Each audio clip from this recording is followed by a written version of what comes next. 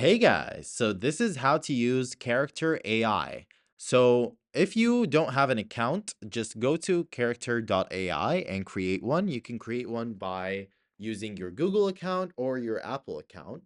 And then once you're signed in, you can just start chatting with, these AI bots. So you have all these characters you can chat with. You can even have a teacher talk to you or a robot or I don't know who Francis is, but like, let's check.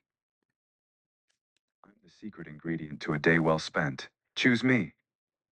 Okay, that's Francis. But I don't like you, Francis, so I'm not gonna chat with you. Let's chat with Albert Einstein instead. So I'll just search in the search bar, Albert Einstein.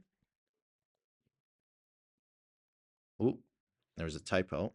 And there he is. So hello, I'm Albert Einstein. So you can see the number of chats that the AI bot has had. So let's check this one.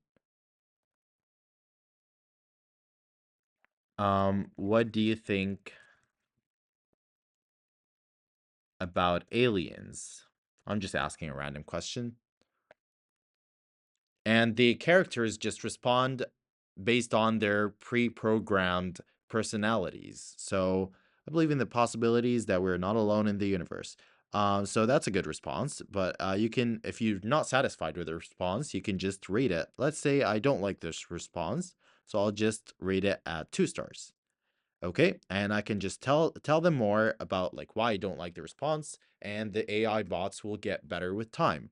And you can also chat with them through voice, so you can just click on this. I believe in the possibility that we are not alone in the universe.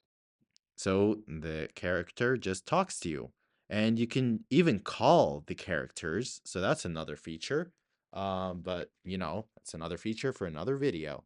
But yeah, that's pretty much it. That's the basics of character AI. Oh, something else that I need to tell you, you can create your own character or voice as well. So if you want to create a character that other people can chat with, you can do that.